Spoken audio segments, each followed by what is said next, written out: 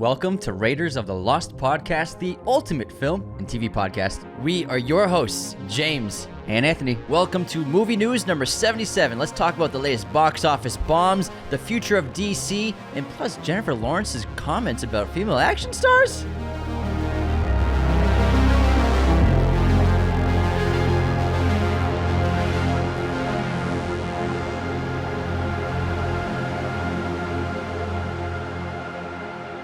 Hello, movie friends. Hope you're having a great weekend so far. We're back with the news. We're back! There's a lot going on this week. This is pretty heavy, this episode. So much to go over. Let's some start with controversies, some box office bombs, but let's start off with the box office. The box office was one of the lowest weekends so far in 2022.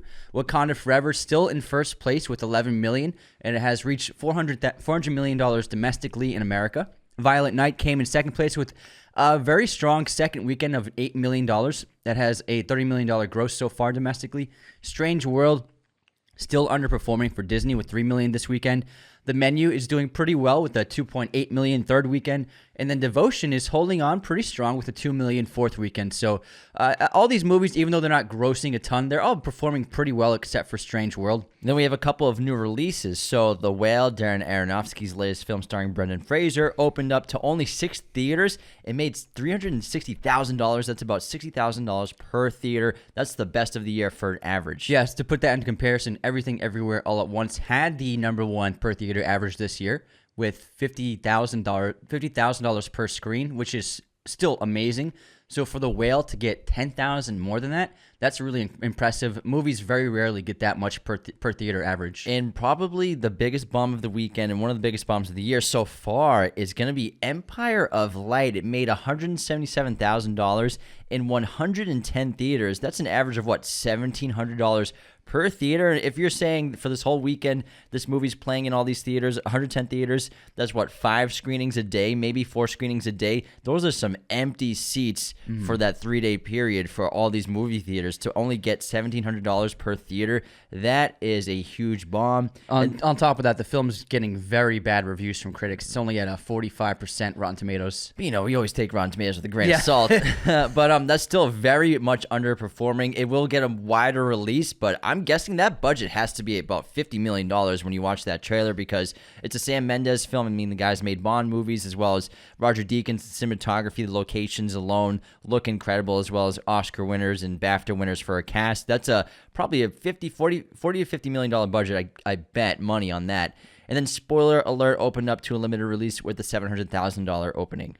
Yeah, so these are all, except for The Whale, those are pretty disappointing openings for those films. I think we kind of called Empire of Light last week before. Remember, we were talking about, I'm like, this trailer, I still don't know what this movie really is about.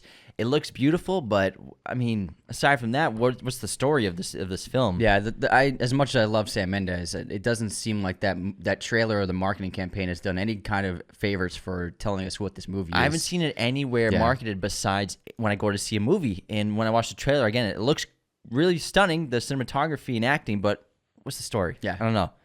Confused. Let's talk about movie news now. So the future of DC has been a hotly debated topic over the last week, especially on film Twitter, which if you're on, it's been a shit show. Every time I go on film Twitter, DC this, DC that. I'm like, come on, can we talk about something else? There's some great movies out. So the news is basically the rumors were as we talk about it. The rumors were it's the news as we lead our stories. We just talked about indie films. Yeah. So the big news was, the rumors were Man of Steel 2 is not happening, possibly, and Henry Cavill is potentially out as Superman already. Black Adam supposedly is not going to get a sequel. Supposedly Wonder Woman 3 is just dead on arrival in terms of the script and story and production, as well as The Flash is still going. It actually got moved up. About a week. Yeah. And then apparently Ben Affleck has been cut from Aquaman 2, and probably, I'm guessing, maybe won't be in The Flash. So all these rumors going around that basically James Gunn and Safran are going to do like a hard reset. And so it was rumors for 2 days. All everyone was talking about were these rumors.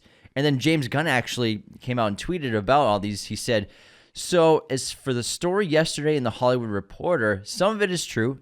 Some of it is half true. Some of it is not true, and some of it we haven't decided yet whether it's true or not. So there's some of that that's actually probably legit. It seems like, they might actually hit the reset button on everything.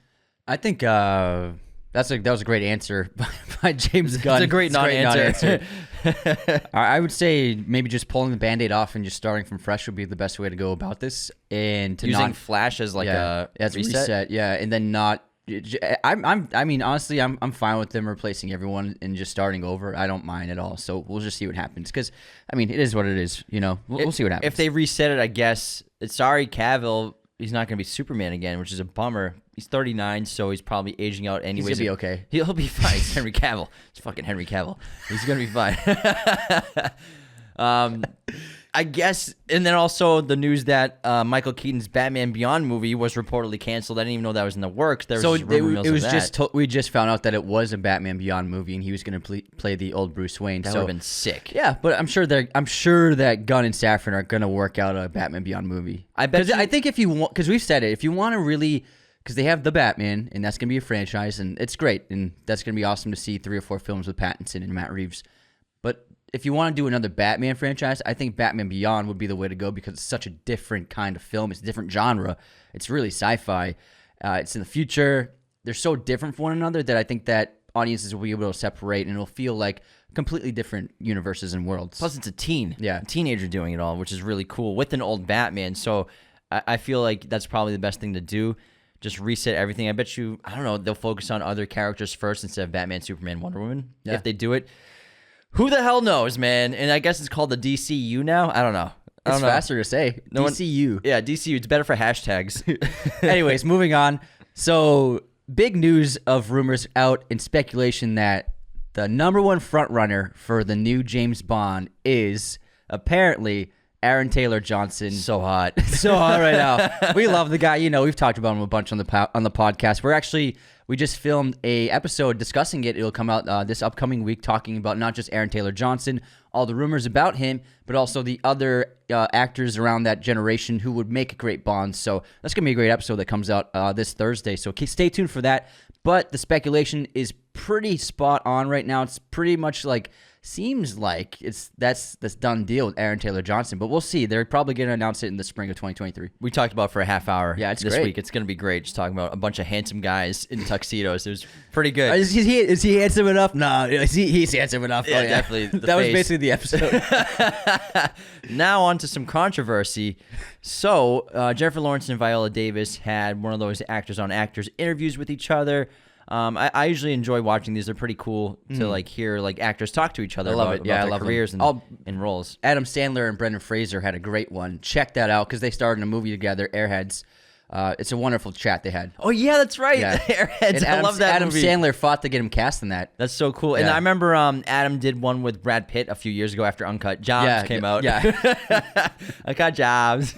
So Jennifer Lawrence, I don't know what's up with this quote and what she was kind of referring to, but I didn't watch the whole thing, and obviously this is like nitpicking a quote that became a headline. So I watched it. This is what she said, and then she didn't correct herself at all. Okay, during the interview. But she said, "I remember when I was doing Hunger Games, nobody had ever put a woman in the lead of an action movie because it wouldn't work.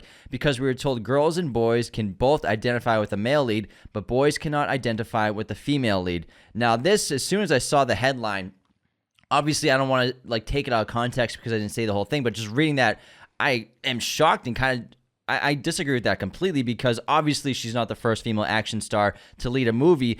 And also, we grew up watching female action stars our entire lives. I mean, the first thing I thought of, obviously, Sigourney Weaver, but Uma Thurman is Kill Bill. We've seen those movies 78 times when we were in our teenage years, and those are huge for us. And I mean, Linda Hamilton in T2. There's so many female action stars that were before her, and I don't know, maybe she doesn't watch other films or older films, but I was pretty shocked when I saw this clip. Yeah, and this is I watched the interview. This is not like a quote that's taken out of context, and she didn't add on to that, and she didn't say anything like referring to those other actresses. And the thing is, I think it was just like a mental mistake, probably. She could have been nervous. It's I mean, being recorded. You have Viola Davis, Oscar winner, right there. Yeah, but she's a Hollywood actress. Yeah, also that too. So maybe a little bit of benefit of the doubt. But I think the problem with saying something like this, and we hear it a lot. Honestly, we hear it a lot these days. The problem is it erases what the woman before did, what Sigourney Weaver did in Alien and Aliens, and in the rest of the franchise, what Linda Hamilton did, what Uma Thurman did, what Pam Grier did. It's just basically erasing the amazing impact they had on film. And if you rank the top 10 action characters of all time, there are at least 3 or 4 women on that list, and they're pretty high on that list. Absolutely. They're pretty high on that list. Ripley and Beatrix Kiddo are on there no matter what. And Sarah Connor is probably top 3, top 2 for just amazing action characters. For one movie. Yeah, just for one movie. Not even it's amazing. Terminator 2. But also people like this quote also says that there have been lots of female-led action movies that aren't successful, but they were still female-led. You look at Jennifer Garner with Elektra. You look at Charlize Theron with Aeon Flux, Atomic Blonde. You look Scarlett's been in like 3 of them. Yeah, Scarlett Johansson's done a ton of it. So Halle Berry as Catwoman, that's an action lead. You know, I mean, the movies didn't turn out well, but she's an action lead. She's fighting bad guys in that movie. It's an action heroine, and people people often forget the movies that don't perform well. It still had an action heroine in it. And so I just think that this kind of mindset is it's really bad to kind of recency bias. Yeah, recency bias, yeah. See, you're not on film Twitter, so I'm on film Twitter, and it's I like it because you get a lot of great information and some great opinions, but there's a lot of recency bias, and I think a lot of people act like movies didn't exist before 2010, 2012, and people kind of forget everything, the 100 years worth of film that we had before that period. And especially in the 80s, 90s, even the 2000s, people have kind of forgotten these periods outside of like Lord of the Rings and these big franchises. But I think recency bias is a huge issue in opinion for media, for sure. Yeah. I mean, even like classic rock bands are being forgotten. Like people bring up like the greatest bands of all time, and I see like Led Zeppelin's on the list. I'm like, what's going on here? So it's kind of odd that the recency bias is just like seeping into people's opinions, especially on TikTok, Twitter, Instagram, and stuff like that. It's odd. And also, like, I forgot Trinity, Carrie Ann Moss from The Matrix. She's cooler than Neo. Messing dudes up. All those franchises just unloading. That opening 20 minutes. Oh my God. The opening of The Matrix is one of the most iconic action scenes of all time, and it's a woman. I really disagree with the boys not being able to identify with female leads because, like I said, we've been watching female leads our entire lives. I thought Uma Thurman as Beatrix was amazing. I thought Trinity was so amazing. And I definitely connect with those characters for sure 100%. and relate and identify and relate to them 100%. Yeah, I remember being so juiced for Trinity every time she was on screen. And then also, just like every time every time the new Kill Bill would come out, I would be like, oh my God, yes! When the second one came out, we were there opening weekend with our dad. You know, we loved those films. And we watched all the other ones. Like, we saw Aeon Flux in theaters. We loved Charlize Theron on that role. Atomic Blonde saw in theaters. So, I mean, I just really disagree with this quote. And I think it's just kind of I think there's just a lot of recency bias going along out in Hollywood in media right now. Yeah, I think it's sad because it's just saying Sigourney Weaver doesn't exist anymore. But anyway, I saw a great meme where it was Sigourney Weaver comes out and thanks Jennifer Lawrence for paving the way for female action stars. Oh my God. And I love Jennifer Lawrence. I think she is an insanely talented person. Absolutely. And I love Katniss Everdeen. I love the Hunger Games. But if you're ranking action stars, Katniss Everdeen's not that. You're not even very high on the list. Like all the other character, she's a good character, but like in terms of action, she's not. I mean, Linda Hamilton and Sarah Connor is like light years above her. You know what I mean? She's got a whole bunker full of weapons. How many machine guns does Katniss Everdeen have? How many pull-ups is Katniss doing? Odd story. Yeah, it's weird. All right, next bit of news. We got our first look at Robert Pattinson in Mickey 17. This is the latest sci-fi space film from Bong Joon-ho. This is based on a book. Cannot wait to check it out. I kind of want to read the book before the movie comes out, and there's plenty of time because it doesn't come out until 2024, the movie. I can't wait for this. I can't wait to see him. Really great shot, just like Pattinson's upside down. The shot is he's upside down inside this like space chamber, sleeping. Chamber. Well, his eyes are open. Yeah, I can't wait for it. Next up, John Wick 4 has released a new poster. It looks excellent. This movie's coming out next year. It's going to be, I would say, one of the most successful movies of the year. Yeah, the design is really terrific for this poster. They've always had great marketing and poster designs. And this one, the tie, it's a close-up of John Wick from like the chest up, and the tie is like a hourglass with bullets instead of sand. It's really cool. That was terrific, surrealist design right there. I love it. And next up, Jackie Chan has confirmed that Rush Hour 4 is in the works with Chris Tucker. So it's coming. It's coming. go. They're coming back, baby. Let's go. Sign me up. Can we get 5 going too? Absolutely. Oh, so we have some more DC news. I'll chat about this because I've read the article pretty in depth. There's a lot to read. You know how to read? I didn't know you could read. So Wonder Woman 3 was announced that it's been canceled. Patty Jenkins, it was revealed, apparently walked away from the project, and it wasn't because of James Gunn or Safran and their plans. What the article says is that Patty Jenkins turned in her treatment script for Wonder Woman 3, and the 2 executives of Warner Brothers Entertainment, they didn't like the treatment, they didn't like the direction, and they asked her to submit a new treatment and to approach it in a new story in a new way. And Patty Jenkins, from this report, was not happy with that response and decided to just walk away from the project completely. So that's what insiders are saying of basically why Wonder Woman 3 has been canceled. Yeah, I mean, you can interpret that different ways. You can interpret it as, she wants to keep her creative vision intact. Yeah, and if she can't do it, then she doesn't want to do it. Yeah. Moving on to James Cameron, who is just amping up Avatar 2 because we know it's going to be great. And he says that the graphics and CGI animation is leagues ahead of Avatar. And he said the responses to Avatar 2, these early screenings, are astounding. We got invited to go this week, but we can't make it because we're filming the short film, unfortunately, to the early screening, which would have been amazing to see at IMAX. It would have been sick. But we can't do that. But we'll see it as soon as we wrap filming on our production. The reviews are saying that it's insanely good, stellar. And James Cameron's even saying that if you miss some things in the first time you see it, it's 3.5 hours. You have to go to the bathroom. Don't worry, you'll be back to see the film a second time. So if you go to the bathroom the first time, don't worry. The second time you'll be good. You'll be back again. Just make sure you stay for the part that you missed. Yeah. So he's saying that you're gonna see this movie twice. That's how good it is. And a lot of the reviewers are saying that it's extremely emotional and character driven rather than action driven. So I like that. It sounds like he's taken a new approach in terms of the storytelling.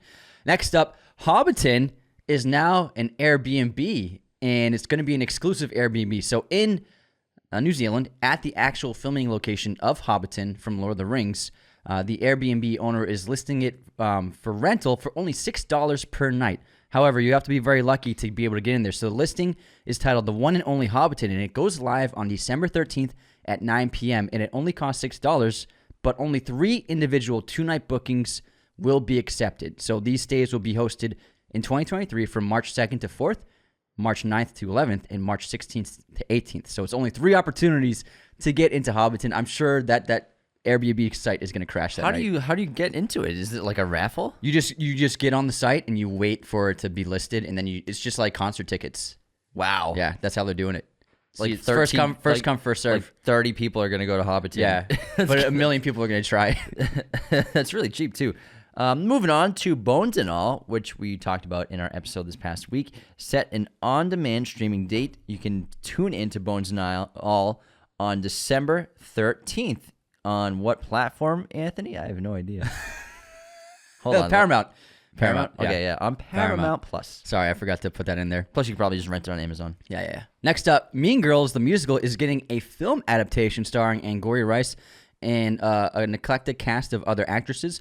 The Broadway musical is performing very well, so I think it's a smart idea to adapt it and to be a musical to set it differently, make it feel different from the original film. When I saw her in obviously she's in the Spider-Man movies, but No Way Home, she's great in the few scenes that she has, Angourie Rice. So that's really cool. I figured I saw her in that movie. I'm like, she's definitely gonna get a project doing something. Oh, soon. She's super talented. The Nice Guys was her breakout. Yeah, she was great the school reporter in No Way Home in the high school in that Spider-Man trilogy. All right, next up we have some Top Gun news. National Board of Review names Top Gun Maverick the best film of the year. And if this movie isn't nominated for Best Picture at the Oscars, I'm not watching. This is a sign that it will be. Hopefully. I think it will be. Hopefully. I don't care if it doesn't win Best Picture. Obviously, it's not. But it has to be nominated. But to just have the sequel to Top Gun get nominated for an Oscar for Best Picture would be funny. Mind-blowing. If you told me that like 5 years ago, that's so surprising. Next up, there's a really wonderful featurette on Guillermo del Toro's Pinocchio, which reveals the inspiration behind the retelling of the story as well as the behind-the-scenes of the production. It's really terrific stuff. Lots of great background work, and then Guillermo has a lot of great things to say. So if you're a fan of the film and of him, definitely check out that featurette. Also, we had some news from Luca Guadagnino, speaking of Bones and All. Daniel Craig has been cast in his next film, Queer. It's an adaptation of William S. Burroughs' novel. So that's gonna be a cool team up. What a great Luca pairing. and Danny Yeah. together in a movie. Sign me up. What a great pairing. Taylor Swift news. She is set to direct her first film being produced by Searchlight Pictures. There's no news about what the film is about, but all we know is that it will go into production next year. So good for Taylor. That's awesome. She does a great job directing her own music videos nowadays. David Cronenberg's son, Brandon Cronenberg is also a director too, and he has a new trailer out for his film Infinity Pool, and his style and taste is just as weird as David Cronenberg's. He's made 2 films, and they're really bizarre. But this film stars Mia Goth and Alexander Skarsgård. Looks like a trip. Yeah, it looks crazy. Very creepy. Avatar: The Way of Water released its final trailer. Check that out. I'm not going to watch it because I want to walk into the film with less is more, like not knowing much about the rest of the story. But if you're interested, go check that trailer out. Also, it was announced that The Weeknd has made a new track for the film, and that is going to come out on December 15th. So fans of The Weeknd, look for that to come out. Oh my goodness. All right, last bit of news. Michael Fassbender teases David Fincher's The Killer in a behind-the-scenes video. This is coming out next year. Remember, we got great films from Nolan, Fincher, Villeneuve, as well as Scorsese, 4 legends in filmmaking for the last 3 to 4 decades, depending on when they were born. Wes Anderson, too. Wes Anderson as well. So next year's going to be awesome. But The Killer, a serial killer movie coming from Fincher, cannot wait. Because he hasn't done serial killers in a few years now. It's been a while. It's been like 2 movies. It's a cool featurette. It's a 3-minute video of Fassbender being interviewed about the process of working with Fincher. And it has actually a lot of really cool behind-the-scenes footage of them filming a few car sequences and motorcycle sequences in studios using LED panels for the backgrounds. And it's cool to see Fincher directing with his crew and talking to Fassbender. And I'm really excited for this film. I can't wait.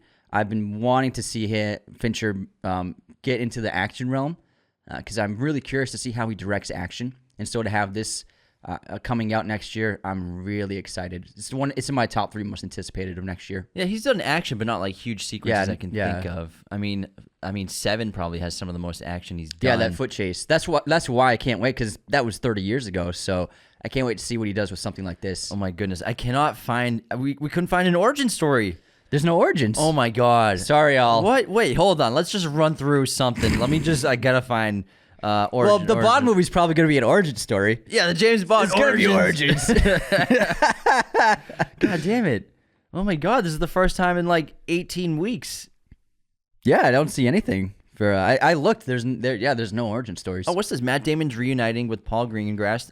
With Doug Liman, the director of Born Identity, for a heist movie called The Instigators. Oh, cool. That sounds really cool. That's interesting because they didn't get along filming the Born Identity. Really? Yeah. I had no idea. Yeah.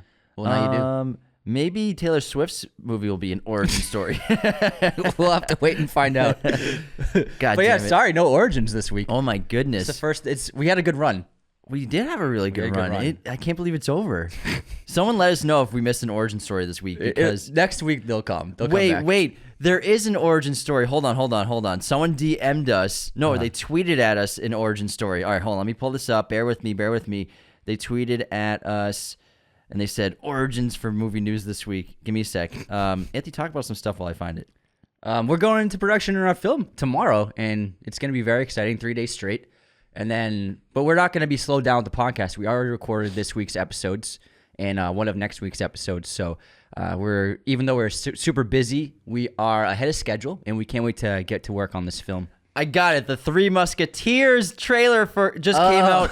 It's an origin story for D'Artagnan. Yeah, Darton. D'Artagnan. Is the French trailer? Yeah. Yeah. So is it like it? I mean, I think it's just a classic. It's a retelling of the story. But it's an origin story for him. Origins. When you watch the trailer, it's an origin story. I watched it. I saw the trailer. Yeah, you're right. It's got a great cast though. Monica Bellucci's in it. Vincent Cassel's in it. D'Artagnan. Origins. D'Artagnan origins. Thank goodness. I knew we had an origin in there somewhere. Who sent that to us? It was sent to us by Isaac. Thanks, Isaac. Isaac Silva. Thanks, pal. Woo, Isaac coming in clutch last minute with the origin story. The streak is alive. It's alive. We're still going, baby.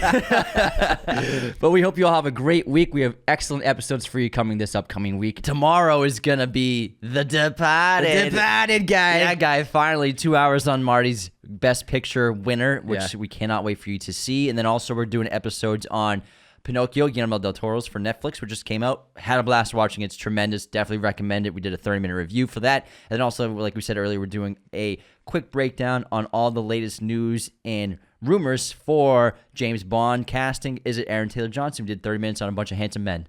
See you next time. Raiders of the Lost podcast is a mirror image production. Sound mixing done by Jacob Kossler. Opening music by Chase Jackson.